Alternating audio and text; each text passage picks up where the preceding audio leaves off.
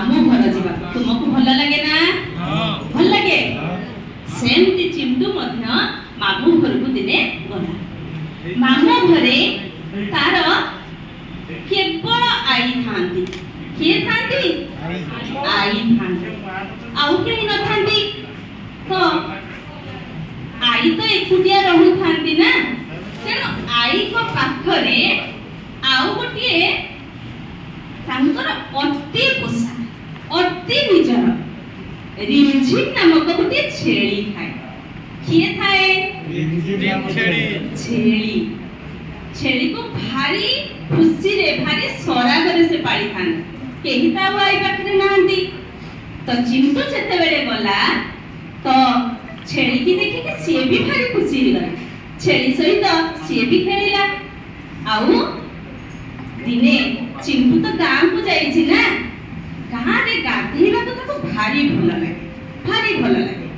तो गां रे पोखरी अछि तो आई को जीत पड़ा आई मते टिके आज पोखरी की नियंतनी मुटी के पोखरी रे गाधांती तो आई को जेतले एते जीत कला नाती टोकार कथा को से भागी पारिले तो नाती को नेकी आई चलले पोखरी कोठी की गले पोखरी की गले आ आई जेमती बाहरिले पोखरी की जीवा पई रिमझिम छेली कोन गला तांको पछे पछे सिए भी गला तो आई चलिले आई को पछे पछे रिमझिम चलिला आउ रिमझिम को धरी धरी किए चलिला चिंटू चलिला कोठी की गले पोखरी की गले तीन जन जाक पोखरी की गले गाधेया पई चिंटू को भारी उत्सुकता थिला भारी आग्रह थिला भारी खुशी थिला पोखरी पानी देखि कि केमती पानी की जीव पानी रे गोड़ बुडेइबो तुमको इच्छा हुए ना पानी रे गोड़ बुडेइबा को हां ठीक ताकू मध्य सेमती खुशी लागिला से किलिबिली हे कि पानी भीतर को पळे गला पोखरी भीतर जो पानी अछि से तार गोड़ बुडेइला तो ठंडा ठंडा लागिला तापर से कहला आई मु जेमती पोखरी रे पानी रे गोड़ बुडौची आ ए रिमझिम को हमर पोखरी पानी रे गाधेइ दबा अछि तो रिमझिम छेड़ी की कोन गले तो ताकू लेकी गले पानी भीतर हेले ए रिमझिम कोन जाए सिए जम्मा गलानी खाली एपट सेपट हेला भिड़ी पड़ी हेला अरे कथा कोन चिंटू व्यस्त हे गला कहला आई मते तो पानी रे गाधेया के भारी मजा लागुची भारी इच्छा होची पानी भीतर जाई गाधेबी हेले ए छेड़ी एते अलसुआ काहे के से पानी की जाउनी तो आई कहला अरे बोकाटा ए नाती लोकटा शहर रे रहउछु से ना पूरा बोका छेड़ी पर पानी के डोरे चिंटू कहला हां आई सतरे छेड़ी पानी की डोरे काहे की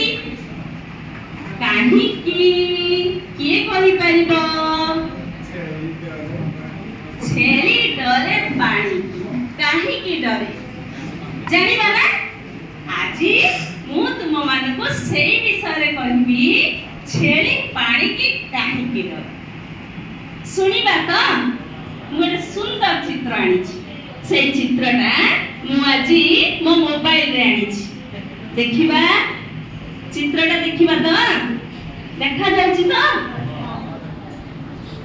एबे मते बाल बाटिकार एई माने होचन बाल बाटिकार पिला माने लगी ए बाल बाटिकार पिला मानकू मु एई चित्रटा को देखि आउ कहिला भौणी मोरे एई चित्र रे एठी किए छेड़ा हेची छेड़ी छेड़ा हेची तुमे देखिछ तुम घर पाखरे छेड़ी अछि हम घरे अछि छेड़ी केमती बोलाए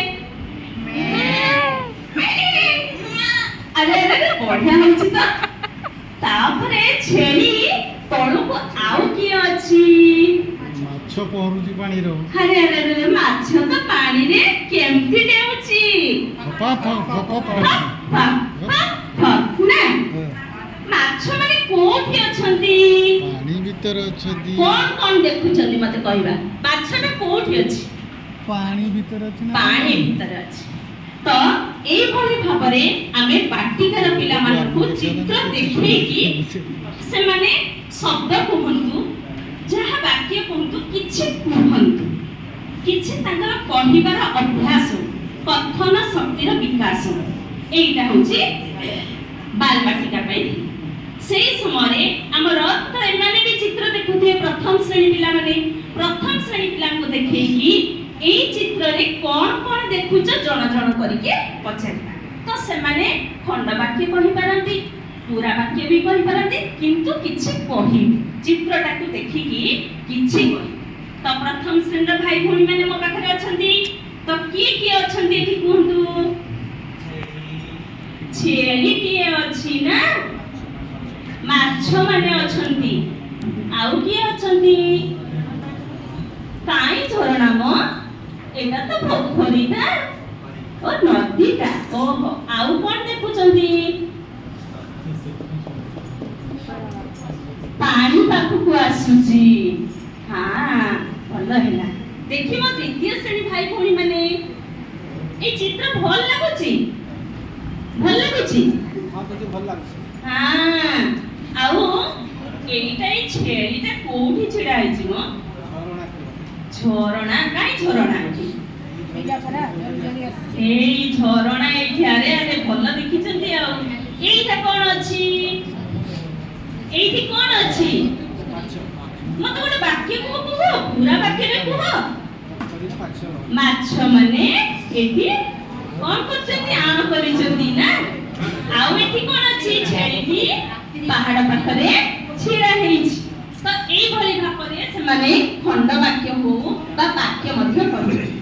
ପିଲାମାନେ କହି ସାରିଲା ପରେ ମୁଁ ଏଇ ଚିତ୍ରଟି ଯୋଉ ନେଇଥିବି, ଚିତ୍ର କାର୍ଡ ନେଇଥିବି, ସେଇ ଚିତ୍ର କାର୍ଡଟିକୁ ଦେଖେଇକି ମୁଁ ଗୋଟେ ଗୋଟେ ସରଳ ବାକ୍ୟ ସେମାନଙ୍କୁ ସରଳ ବାକ୍ୟରେ ଗପଟିକୁ କହିବି।